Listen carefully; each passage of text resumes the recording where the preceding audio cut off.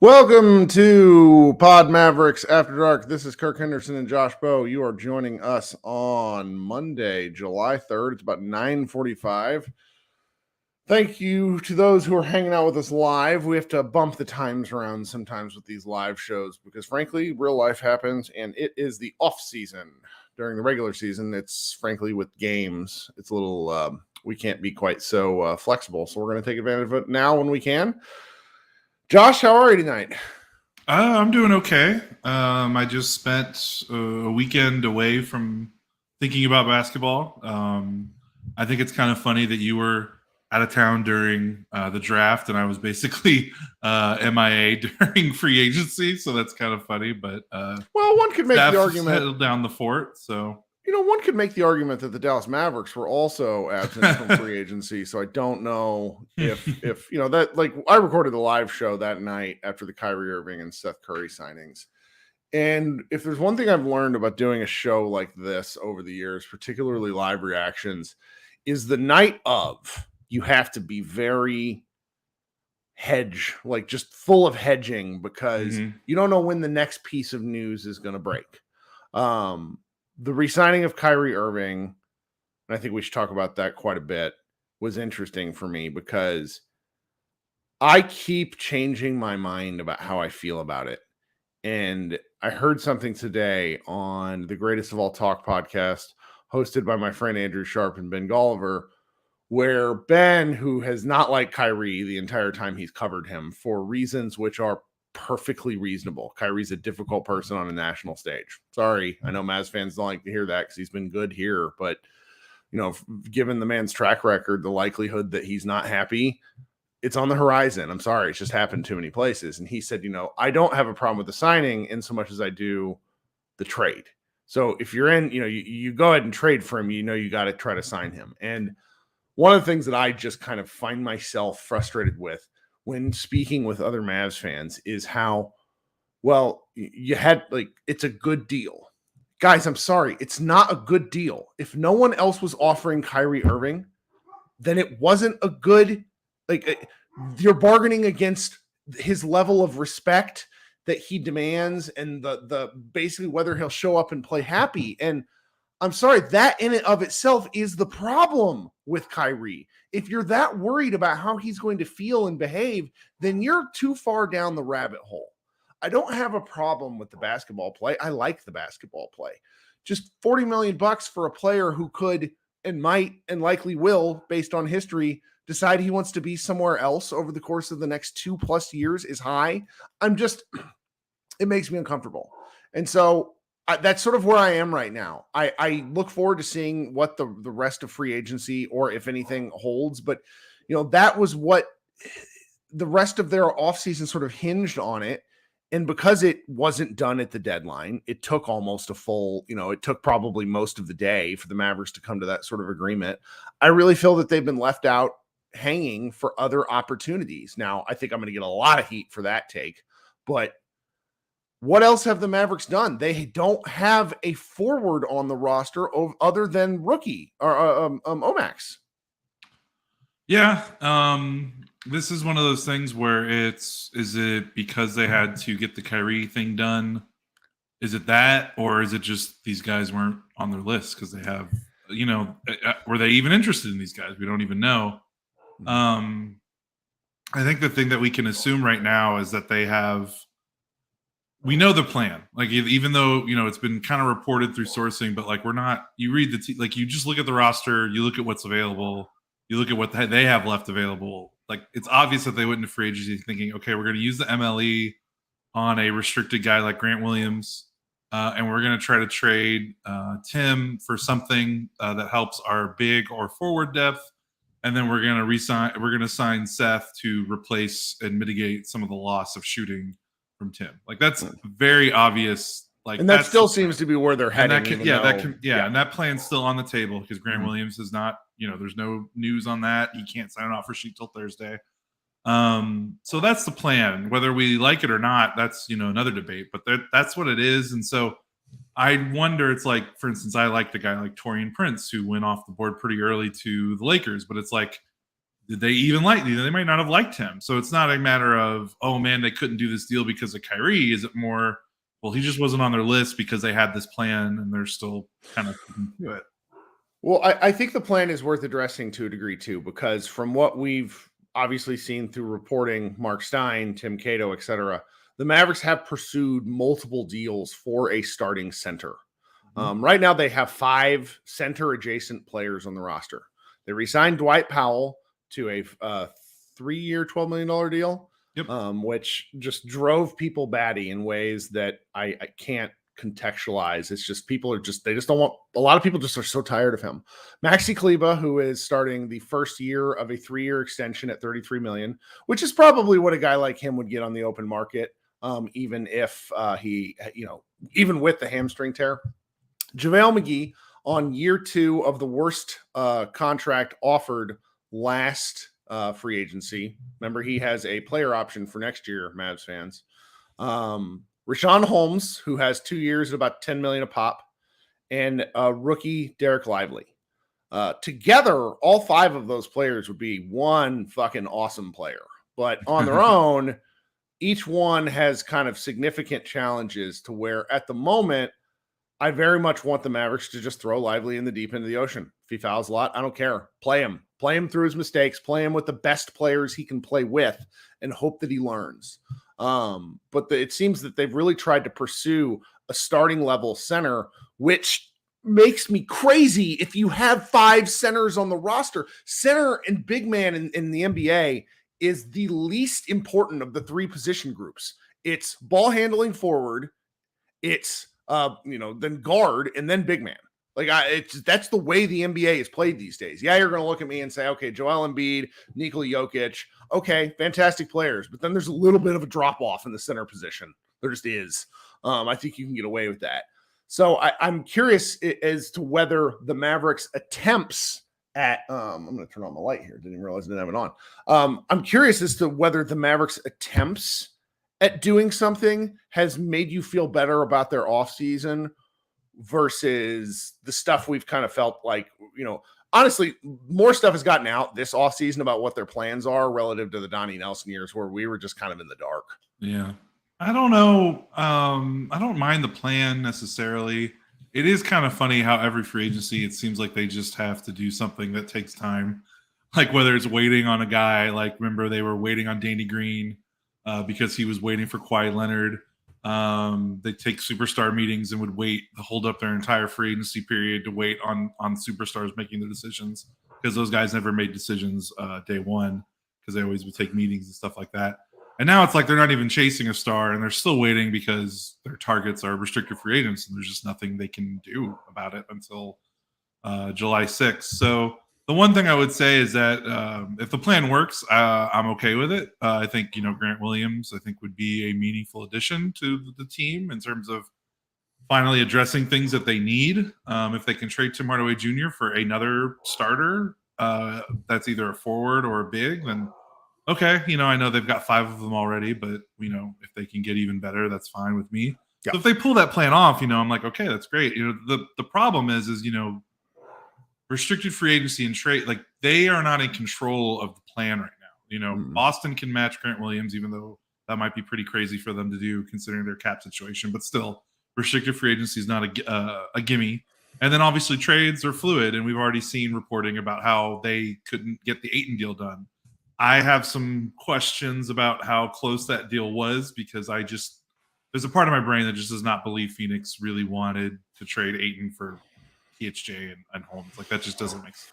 I don't care how particularly with how they've rounded out the roster in Yes, Phoenix with like capable shooters and players. Like and now that they have Eric Gordon, it's like no way. Like why would they even do it now? Something feels askew there. Yeah, and especially since the two people that hated Ayton the most are not there anymore. So like it just that doesn't even make sense to me.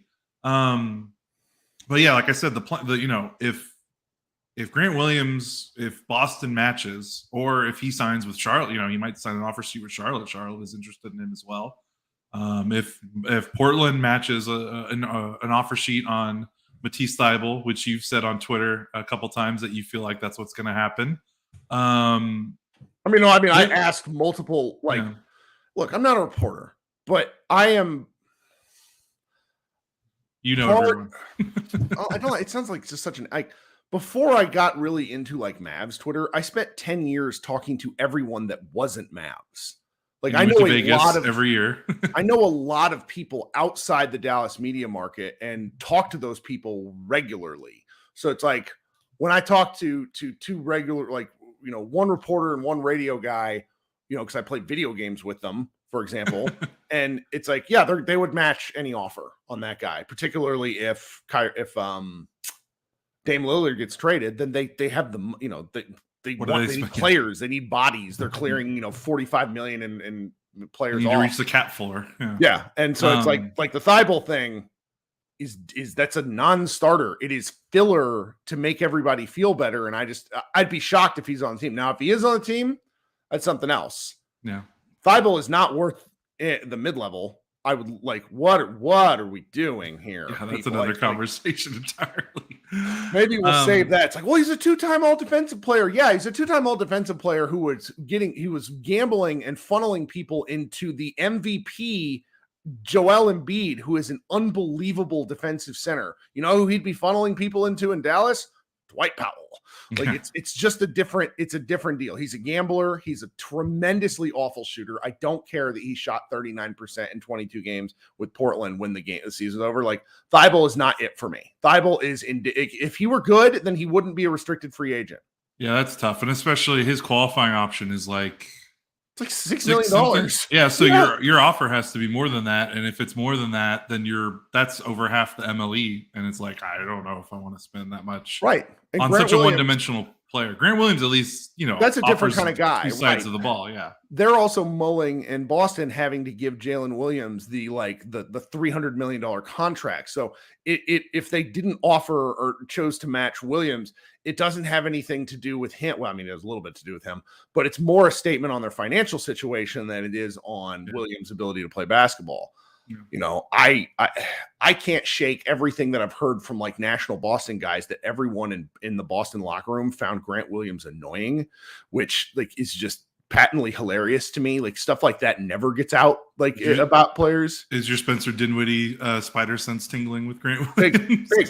But the flip side of that coin, and this is a reasonable counter, he catered openly to Luka all year. He went on podcasts. He wore Luka's shoes. He was like, hey, Luka, I'm here. So it's like if something like that happens, I'd feel better.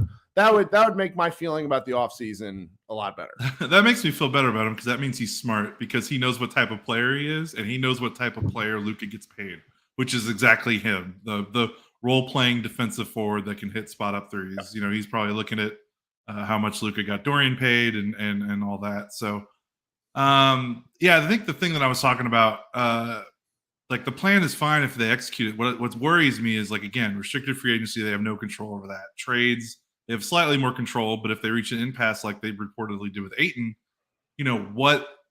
they're at the point now where there's not really there's not fallback if they can't execute the plan because Torrey Craig's off the board, Taurean Prince is off the board, some of the other maybe forwards you want to try to get for cheaper are off the board. So for them to be so confident that they signed Seth Curry day one, because you do not sign Seth Curry day one with this roster unless you are very confident you have a deal in place for Tim or Jaden Hardy. Because you talked about the center logjam, Kirk. I mean, where are they going to get? Where have all guards and all centers? Where are they going to get the guard minutes? Like you've got Luka and Kyrie who are going to play 30 minutes a game. You got THJ who can, I guess, play some three, but you don't want him to. You got Jaden Hardy. You have Josh Green, who can play some 3, but you want to keep him around the 2 or the 3. You don't really want him playing 4. Reggie Bullock, you don't want playing the 4. They just signed Dante Exum as well. Like their 2 signings, their free agency moves so far have been two guards and then bringing back Dwight Powell, and I don't think you do that unless they're expecting to rearrange some deck chairs. Like it just doesn't make any sense. Like, I know that we brag on the Mavericks front office for being dumb and not forward thinking, but like this would be like if they don't have a deal in place by the end of this week for a guy that can play the 4 and with the MLE, and then a trade in place, whether they're trading Tim or they're trading Green or they're trading Hardy, then there's some problems. There's some big problems. Let me ask you this question. I engaged with Kevin Gray a little bit online about this. Do you give the Mavericks in the front office credit for attempting some sort of, I don't know, multi-dimensional chess and doing some things that for attempting some things that we've been extremely critical of them not doing in previous years, where it felt like they had preconceived notions on what they were going to do. The 2019 offseason they'll never live that series of mistakes down because it was so bad. So the people in charge of it besides Cuban aren't here. Right. So do they deserve some credit? If they fail, do they deserve some credit for trying? Is kind of where I'm going. I think with the draft, that gives them some leeway, because I think even though I know you're not a big Derek Lively guy, I think you understand the process. I just wanted to play. They did good business. It killed me when the next day after the draft, when Coop was like, well, we might, like, what if it's a redshirt year for him? And I'm like, you don't take someone top 12. Yeah. Fucking A, you don't take him then. You take Cam Whitmore. Yeah. That's a different discussion. Yeah. But yeah, I think the draft, they did what we wanted them to do. They took the draft seriously. I mean, good Lord. I'm going to talk about it all the time. They had 2 first-round picks for the first time since 2004. Yep. I've been screaming for them to trade for first-round picks, and they finally did it. So really wish they would have traded. I wish they would have been able to find a way to trade for a 2024 pick, just because that opens up more trade possibilities. Trades, yeah, I'm sure they tried to do that too. Sure. But yeah, so the draft gives them some leeway because they did exactly what I wanted them to do. Yeah, the plan makes sense. I'm just a little concerned about their ability to pivot off the plan. But so I guess I'll give them some credit in terms of, like, the guys they're targeting aren't necessarily bad fits. Although Thibault, I'm just not a big Thibault guy. I almost wonder if the Thibault stuff is something that's coming from like his agent, and maybe he's trying to gas up his deal, whatever deal he's going to get. Cause, I just don't see how, this team has enough one-dimensional players. That's what Thibault is, even if you love his defense as much as possible. So, like, Williams makes a lot more sense because he can just do things on both sides of the ball. Thibault just cannot. So, we'll see. And then of course I wrote my piece today. Like, I'm big on the PJ Washington train. That's like the one move that like could really surprise me. I don't think it's very low chance of happening, but that's another guy that's out there that like no one is talking about. Like, he has no buzz around him. So usually the rational thought is if there's no buzz, then that means he maybe has a deal already in place with Charlotte, and the league already understands that. But so yeah, that's kind of what I want. That's kind of what I'm thinking. I asked you the hypothetical question because I want to answer my own hypothetical question. Okay, go ahead. If they come away with an offseason where Omax is their main forward, yeah, which is there's a non-zero chance of that happening, folks. Let's be crystal clear here. They're going to have to sign somebody off the heap if they aren't able to sign Williams or Thibault. Yeah. I give them no credit for trying. I'm sorry. That's fair. No, that's fair. Luka Doncic is a top 5 player. He is the hard part. I want to have a conversation about Luka here in a few minutes, because what ends up happening every offseason is we have a little too much time to think, and people start to kind of like overbake their takes and being like, you know what? Luka's the problem. That's something I want to circle back to. Everybody does that. Take a lap. Go touch some grass, meet some friends and family, do something different. I expect the front office to be able to turn water into wine. I'm sorry. Luka is the hard part, not this other stuff in relation. You have the superstar. You figure out a way to make it work. I understand The real problem is, and this is not necessarily this front office, this is 5 years of challenges and miscues. And I don't want to absolutely call everything a mistake, because I don't think that's fair to Donnie, Cuban, or Nico, or everybody else. But the Mavericks don't have a second round pick for a reason. Their next second round pick that they can trade is in 2030.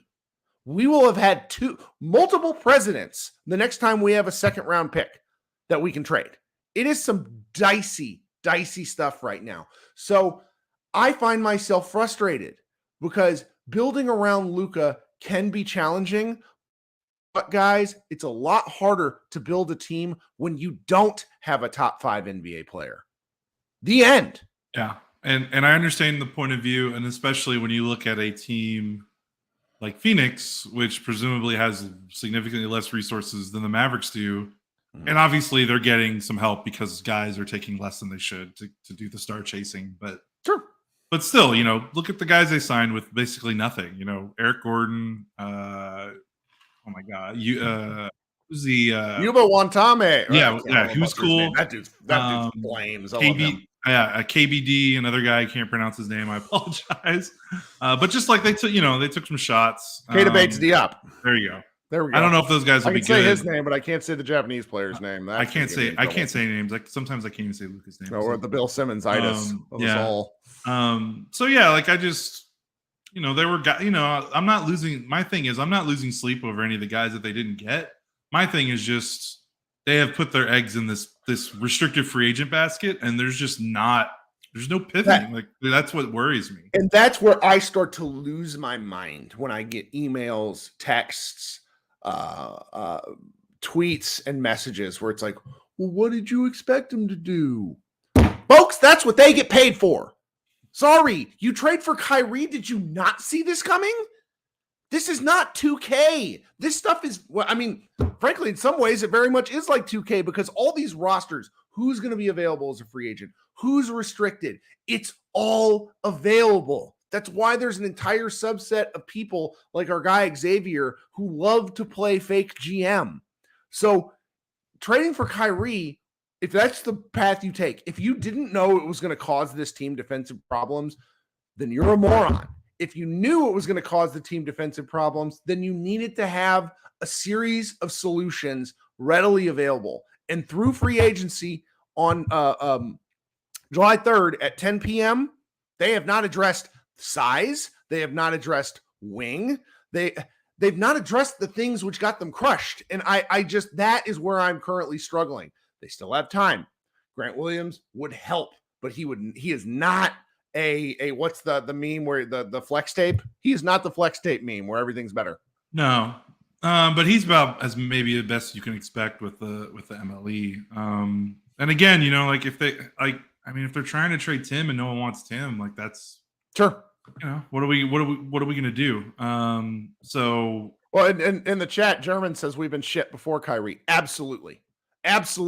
This podcast, this Mavs Moneyball has been of the position for like 4 years that this team needed massive roster turnover. And instead you go through the transactions they've made, and they sent out a lot of second round picks for guys that didn't work.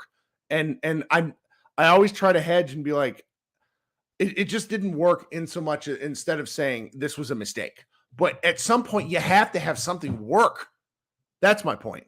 No, I know. And it's, on Thursday, this could all go away, which is funny. But also, again, it's the risk. Like, I would feel a lot better about this plan of like, okay, we're going to do Grant Williams and we're going to try to trade THJ to fill the other, starting hole that we have on the roster. I would feel better if it was like, okay, but in the meantime, we're going to get a Torrey Craig, or we're going to get a Taurean Prince, who will be nice backup depth. Even if we execute the plan, they would still be useful parts off the bench. And hey, if it doesn't work out, if Boston matches on Grant Williams, if Charlotte beats us to the offer sheet, well, then we've still got something. Like, we've addressed something. So that's the part that makes me queasy, because, like, again, you do not sign Seth Curry day one of free agency unless they have to have that. That trade has to be done. Like, I'm serious. Like, they have to have that trade done, or I don't know what they're going to do, because you can't play Like, is Jaden Hardy going to be like if all these give me guards come all back? guard lineup. Give me Jaden Hardy at center, Kyrie point guard, Luka at power forward. Like, you think Jaden Hardy's going to be jazzed that like he had that really great end of the season and then they basically like signed another guy to play ahead of him? They have to have a trade in place. If they don't have a trade in play, like if this just all goes weird, then I'm going to beg and cajole and demand the weirdest lineups possible. Do not throw out your traditional basketball lineup. I'm not kidding. Play full 5-on-out basketball with Luka at 5. Do it. Why not? Get funky.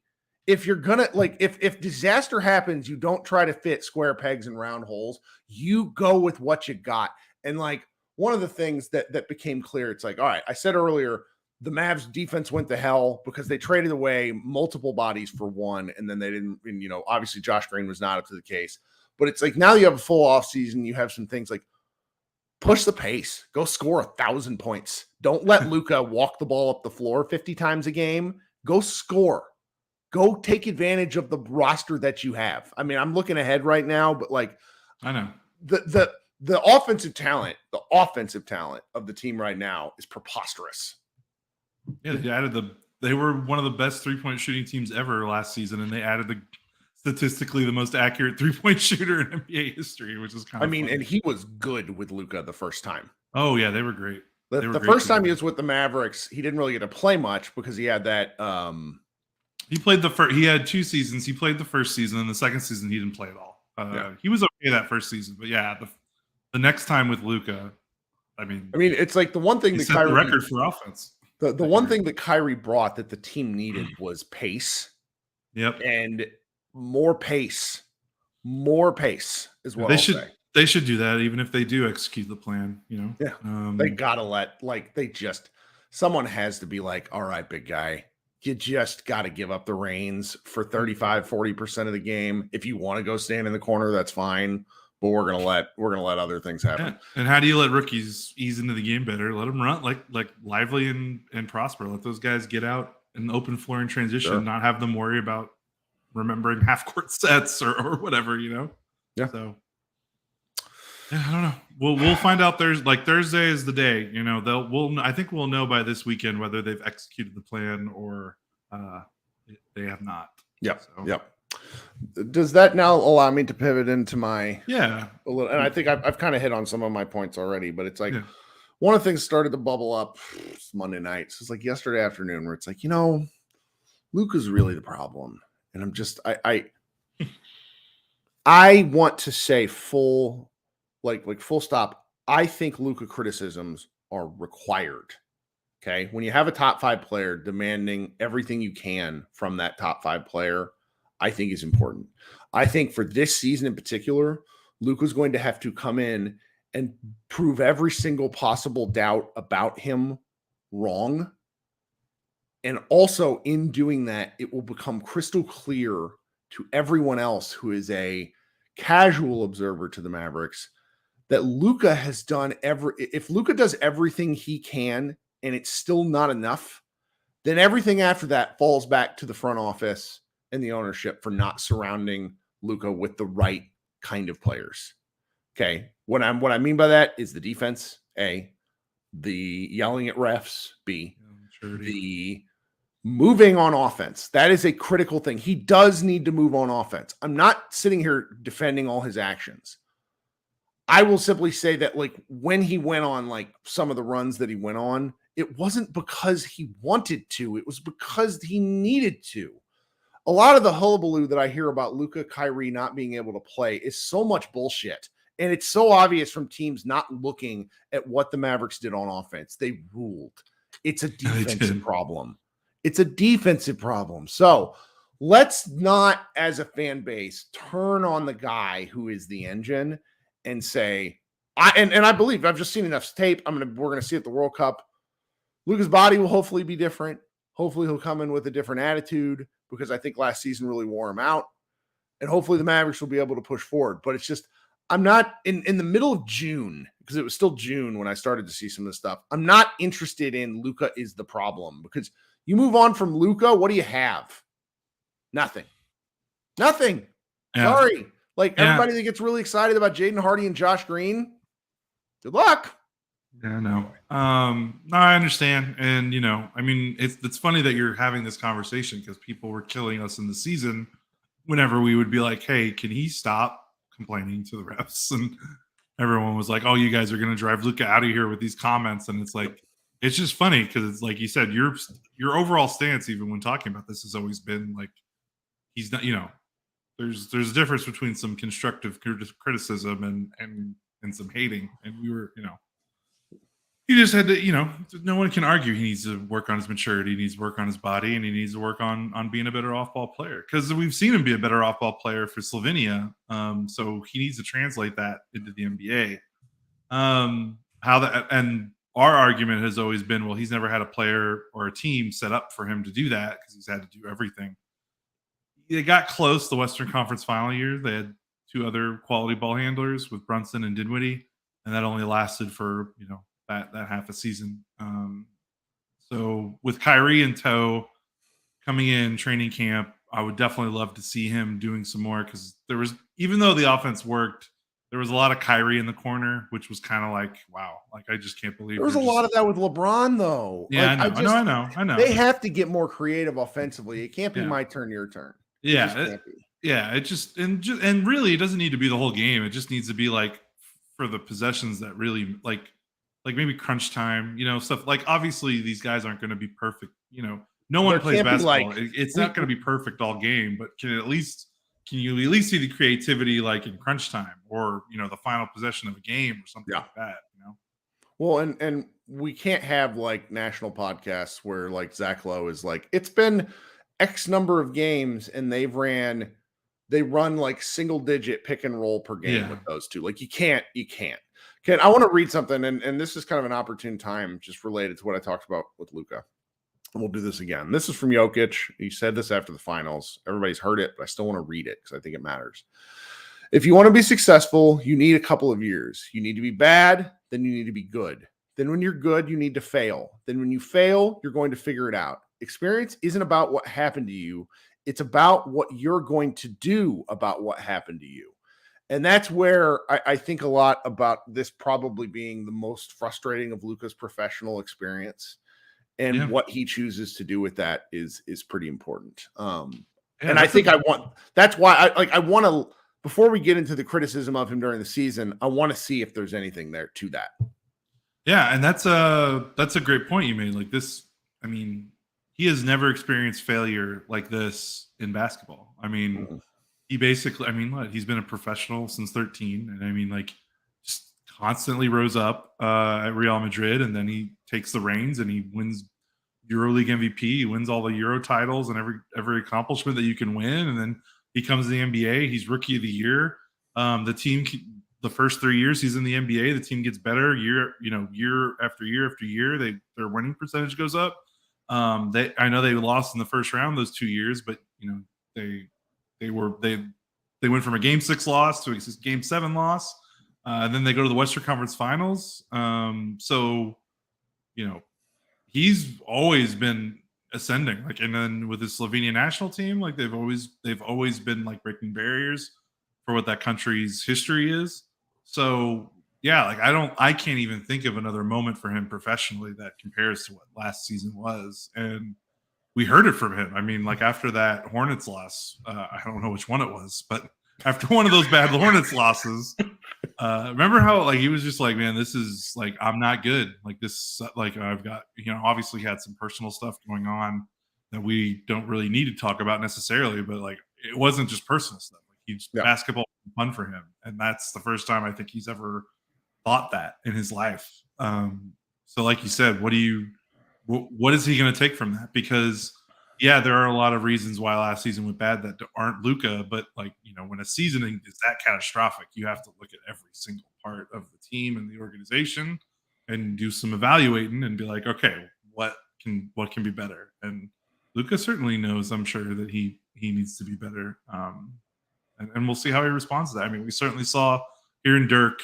definitely took the low points and used that as motivation to be a better player.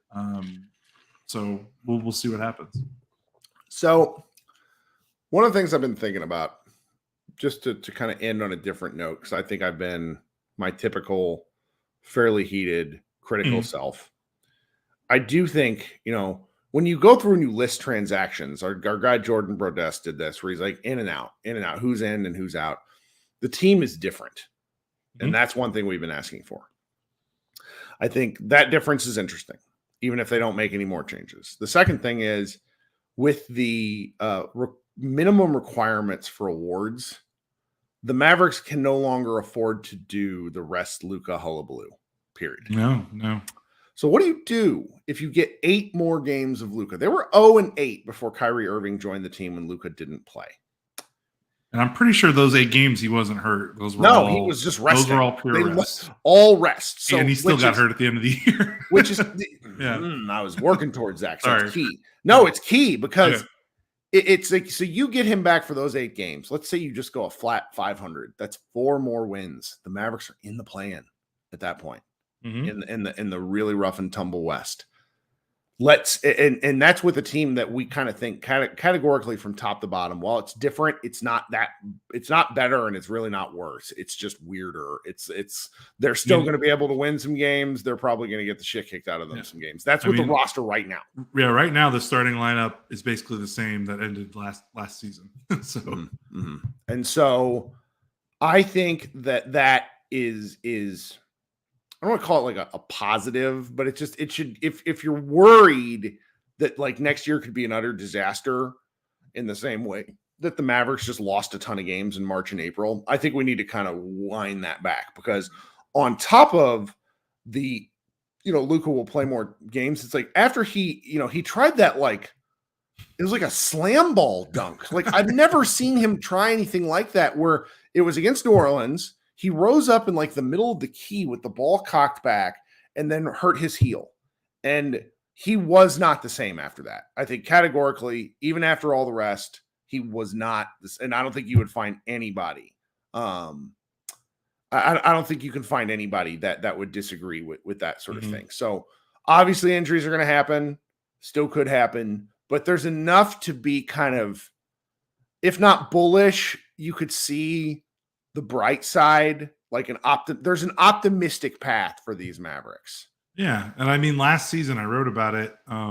Last season literally never happens. Like that teams with 24-year-old first team all NBA guys do not finish 11th in their conference. So that was like the first time that's ever really happened. So I don't think that will happen 2 years in a row. I would hedge my bets and say I don't think that's going to happen again, even if things, unless, there's catastrophic injuries, which we can't really predict. But if Luka plays 65 games or more next season, I would not bet on them to finish 11th in the West, even if they make no substantial changes here on out, because it's just hard to do. So, we'll see. And so I find myself, while frustrated, because I want them to get back to the Western Conference Finals and win an NBA championship, I find myself sort of looking at the offseason to date and saying, okay, they didn't do what I wanted. They've not addressed some of the problems.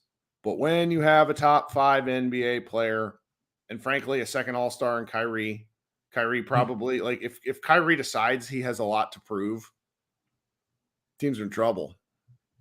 Yeah. Teams are in trouble. Like, I have a lot to say about Kyrie. I have zero criticism of how he plays basketball. He's a terrifying basketball player and fun to watch. It's whether is basketball the thing he wants to do this year? And if it is, Mavericks are going to be a force. Yeah, for sure. I mean, when they were on the floor, that wasn't, like you said, that wasn't the problem last season. When they were on the floor together, they were running teams off the floor. It was just everything else. It was everything else. So we'll see. Like I said, I would play lively and prosper, even if like they don't 1,000 minutes. We want. Yeah, just all rookie teams minutes. I'll take that over Theo minutes. I'll take that over McKinley Wright minutes. I'll take that over whatever they were doing JaVale McGee minutes. I guess we didn't talk about the signing of our guy Dante Exum at all. I just briefly mentioned it, but sorry, I was just going through our show notes. So what do you think? I think that's I think what's funny is there was definitely, when he was there was some pushback to that signing because again, he's like, it's not yet. It's a step. It's a day 2 signing, and we're like, oh fuck. Yeah, it's yes. So if they would have, like, let's say the offseason plays out, let's say they get Grant Williams this week. Let's say they trade THJ for something. I don't know what it, but let's say they trade him for another starter. Then, like, the next day, if they sign Dante Exum, everyone would be like, wow, great way to round out the roster. Like, great, dart throw. I think everyone got really mad about it because of just the timing.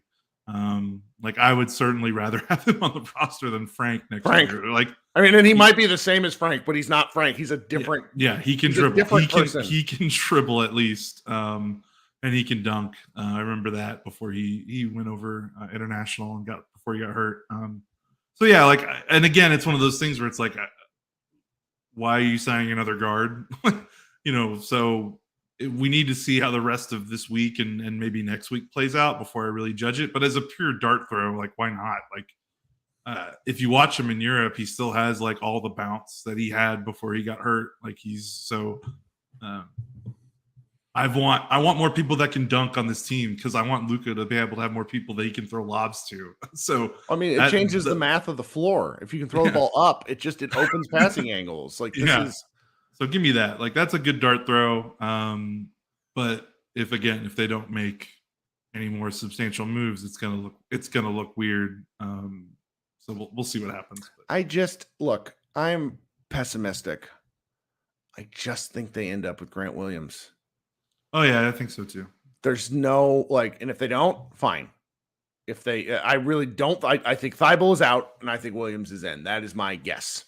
Yep. So that's what I think. So we got a couple more things, then we should go. We're recording on Monday.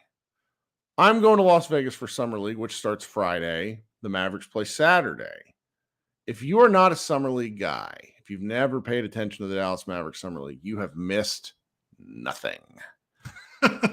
I have wasted so much time going to Dallas Mavericks Summer League games. This is my 10th year. I looked it up. It's my 10th year going. This will be by far the best team they have fielded by a country mile. That's largely because they never let Josh Green play ever, which is a travesty. I still can't believe that. Jaden Hardy played last year, but he was probably the best player on that team. AJ Lawson was also on that team.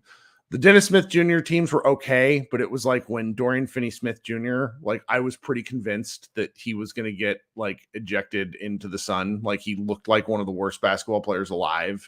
Dorian Finney-Smith did back then. But that's kind of it. And we're talking in a decade plus. And so this year they're going to be throwing Jaden Hardy, which I cannot believe Hardy's playing. Like, him alone is why you got Derek Lively, obviously. Oliver, we have Mr. Prosper. Thank goodness. Mike Miles Jr. of TCU. There's McKinley Wright is playing. AJ Lawson is playing. Marcus Bingham Jr. is playing, like that. And he was a guy that the Mavericks had last year.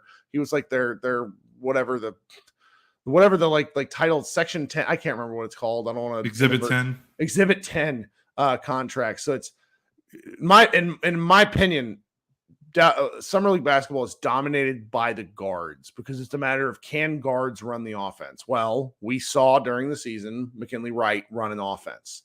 That will allow Jaden Hardy to play off ball, which is, I think, where he thrives. Mike Miles can run an offense. Who's the little guy? I'm looking up from UAB. Yeah, it's a guy from UAB. I can't remember his name off the top of my head. This is good. This is just terrible podcasting. That's another true hooper. Okay, Jordan Walker. Is that his name? Yes, that's and him. He's like 5'11", but likes to score. Just loves to score. And there was a guy, Josh Akon. There was a Nigerian basketball player ended up playing the Nigerian basketball team the Mavericks had several years ago. And one of my friends is like, if you thought that guy was a gunner, this guy is a gunner's gunner. It's really something. It'll be fun. So the games they might win the they might win the whole. They might if win. Jaden Hardy plays most of the time, I expect him to win. It's just they have one of the most top heavy talent rosters because other teams, like, you play, they don't, but they also don't have good enough guys to where they'll play one game and rest. Does that make sense? Like Lively will play in all of these games. Probably. He should. He should. Unless there's an injury concern, like that sort of stuff. These guys should play a lot, which means they're guaranteed 4 games. I don't think they do a tournament anymore just because like guys stop trying. But like they could be one of the best teams in summer league. They play Sunday. They play Saturday at 2:30. That one is on NBA TV, or ESPN2. Then they play Monday at 7 p.m. on ESPNU. The Mavs.com might also broadcast. You never know. Golden State on Wednesday at 4:30 p.m. on NBA TV, and at Indiana on Friday. And it's like, look, guys, like, if you've never paid attention to summer league basketball, it's horrendous. It's because these guys just haven't practiced, but it's so much fun. Like, if you need basketball-like substance and want to see guys playing their asses off, this is for you. I go most years. I recommend it. It's silly. It's a great time. Yes, I'm really enthused about this year's summer league team.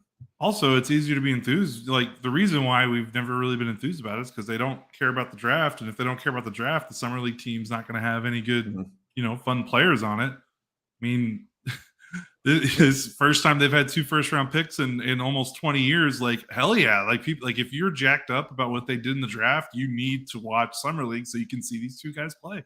I don't know if it's the Utah Summer League or if it's the Northern California Summer League, but there's Summer League going on right now. And Salt Lake, yeah. Yeah. So of the Memphis Grizzlies, David Roddy hit a game winner. And like David Roddy whipped our ass when he was on, like, when it was like the only good game he had all year. If everybody remembers him, he's like a 6'5", like linebacker looking guy. Yeah. But he was running pick and rolls with Kenny Lofton Jr., and it was like 600 pounds of pick and roll, just magnificent. Yeah. And it's like, it's for, if you ever love like deep down, prospect stuff, that's where you really watch basketball. Cause it's like, there's WNBA going on. The Wings are an interesting team right now, but if like you really want to watch like some just grinded out basketball, summer league is it for you. Yes. I'll agree on all counts. Oh yeah, Jared Dudley's the coach. Thanks, Ryan. And if you go, you can see like, I don't know, like GMs just like hanging out like right. I saw Popeye Jones and my mother. I've shared the story, but I don't care because of the photo. Your kid photo, right? My kid photo. I was in the 6th grade and I went to Jared. I went to Popeye Jones's basketball camp the week he was traded to Toronto Raptors. So he wasn't at the camp at all, but we all got like an individual photo with him. I still have the photo on my phone because my mom sent it to me when she was like packing up and moving. She just thought it was funny, and I just saved it because it was hilarious. And then I ran into him in Media Row, and I showed it to him, and he let out a laugh you could hear on TV because it was just like one of those quiet moments. And he was like, "What in the world? This is great." Yeah. And I was going to say, all these guys are usually all the wheeling and dealing is done, so they are not like they're just stressed out of their minds. They're kind of like they're more relaxed. So yeah, like you've had a lot of great stories. It's really fun just walking around Vegas. Seeing Mavs legend Calvin Booth, that was probably my favorite, who is now the Nuggets GM and killing it. Yes. Calvin Booth, great time. Okay, so I don't know what our recording schedule is going to be like, to be quite honest, because I don't know what kind of internet I'm going to have. I'm going to try to get something up. It might not be video, it might be audio only, which I hate, but that is what it is. I've not once asked all podcast long for anybody to like the stream and subscribe to the show. I need to be doing that. We both need to be doing that, but alas, what are you going to do? Thanks for hanging out with us here on this weird Monday night. I hope everybody keeps all their fingers. Don't hurt yourself operating fireworks. Wear sunscreen. It's hot out here in Texas. What are you going to be doing tomorrow, Josh? I think we bought some like really harmless fireworks for a 2-year-old, like smoke bombs and like, what do you call it? Like more like noisemakers. Yeah. So we'll have some fun with that. Yeah, I don't know what I'm going to do because my family. You're alone. I'm alone in my house. You degenerate. It's really weird. Like I feel super guilty. Chipotle. I feel so guilty because it's like, number one, my son, my wife is out of town with our sons visiting family because I have to do work and go out of town on Friday. It just didn't make sense for me to go, and I feel so guilty. Because it's like you only get so many holidays with your kids, and I'm just like, fuck. That didn't really occur to me till today because honestly, like you said, I was just like super excited to play video games and be around the house. But it's like I've been like watching, like I watched like 6 episodes of Apple Plus's Silo, which was a book. It's based on a book our old editor LJ told me about right when I joined the site like 10 years ago. Oh, she was like, and it's just super cool. But I'm just, kind of hanging out. Me and the boy watched we're only acknowledging 3 Indiana Jones movies in this household. Right. And they were all so fucking good. I hadn't seen them in like 15 years. And I love basketball. I also really love not basketball. Oh, you'll like this. I bought my 2-year-old a week ago. Like they just, toddler shirts at Target, and I bought her a Spider-Man shirt, and she asked like, "Who's that?" And I said, "That's Spider-Man."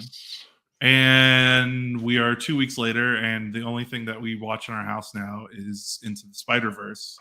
And our 2-year-old will sit on the couch and watch Into the Spider-Verse from start to finish. So I don't know how I managed to pull that, but that's pretty sweet. I know. And I gave her they make some juice things that have like characters on the top, where like the straw is. And they had a pack that had Miles, Peter, and Spider-Gwen. And she was like, "Oh, that's Spider-Woman." I'm like, "You're already smarter than me. I don't understand what's going on." Yeah. So I don't know how that happened. I feel a little guilty because like I'm trying not to be like creating a mini me, but she likes it. There is you have the thing about children is you have the ability to instill your values and also the things that you like on them, and when they don't like them, you really know. Yeah, and so it's because I love that about Into the Spider-Verse. Parker lied to a babysitter when he was 3 and said that we let him watch that, and we hadn't yet. I mean, it's not that I wouldn't; it's just he's 3, and that movie at the beginning is a little scary. It is scary. I don't know how ours got through it. And he just he's like, and now this is great. I cannot believe I watched Temple of Doom with him though. Like that movie is wild. Isn't that the movie that's why PG-13 exists? It has to rated PG. It has to be. It's so violent. It's so racially insensitive. It is so bizarre. I just remember watching it and being like, Parker, like just a movie. None of this is real. It's all silly. Just God. But I don't know. I am enjoying the off season though. In the throes of youth basketball, as you know, during the summer, my child is a hysterical gunner. He has shot through 2 games 16 times. He has made none. He's just a man, he's a real hooper. Just loves to gun. He's Jaden Hardy first G League season. Oh. All right. Well, this has been Kirk and Josh. We're going to be back when we're back. I don't know when that's going to be, but thank you so much for listening. Please head over to MavsMoneyball.com. We had a number of good posts today, including one that was basically sharing every Mavs podcast we knew of, and there's like at least 15. So if you want to hear anything other than my and Josh's bullshit, you have a full list over there, including some you might not have heard about. Then we got regular string of articles and things like that. So yeah, if you could go ahead and give us a like, subscribe, that sort of thing, it's very helpful to us. If you go read Mavs Moneyball again, and if you ever want to shoot us a message, if you want us to answer a question, podmaverickpodcast@gmail.com is our working email address. I check it at least every couple of days. Well, that's about all I got. Anything from you, Josh? Oh, no, I'm good. Let's get out of here, and I can't wait for you to get to Vegas. Have fun in Vegas this week. We don't get to talk enough. That's right. All right, man. Talk soon. Thanks for hanging out with us tonight. Bye, guys.